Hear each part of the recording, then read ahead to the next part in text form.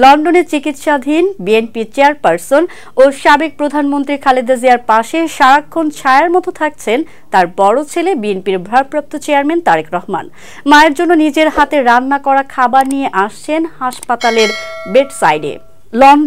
London ক্লিনিকে চিকিৎসাধীন খালেদা জিয়ার জন্য বাসায় রান্না করা খাবার নিয়ে যেতে দেখা গেছে তারেক রহমানকে। শুক্রবার বিএনপির মিডিয়া সেলের ফেসবুকে প্রকাশিত একটি ভিডিওতে দেখা যায় হাতে টিফিন ক্যারিয়ার নিয়ে হাসপাতালে প্রবেশ করছেন তারেক রহমান। সঙ্গে ছিলেন স্ত্রী ডাক্তার জুবাইদা রহমান।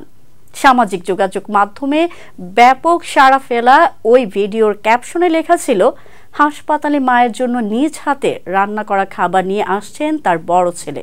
চেয়ারপারসনের উপদেষ্টা ডক্টর এনামুল হক চৌধুরীর বরাত দিয়ে জানা যায়, পরিবারের সদস্যদের সাহচর্যে খালেদা জিয়ার মানসিক অবস্থা এখন বেশ চাঙ্গা।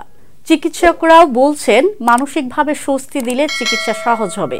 সাবেক এই প্রধানমন্ত্রী দীর্ঘদিন ধরে লিভার সিরোসিস, আর্থ্রাইটিস, হৃদরোগ সহ নানা জটিলতায় ভুগছেন। সবশেষ 2017 সালে চিকিৎসার জন্য লন্ডন গিয়েছিলেন তিনি। দীর্ঘদিন পর এবার পরিবারের সান্নিধ্যে কিছুটা স্বস্তি পাচ্ছেন বলে জানা গেছে। মায়ের জন্য এমন নিরলস সেবায় নিয়োজিত থেকে সন্তানের ভালোবাসার উদাহরণ তৈরি করেছেন তারেক রহমান। এ নিয়ে জনমনে মিশ্র প্রতিক্রিয়াও দেখা গেছে।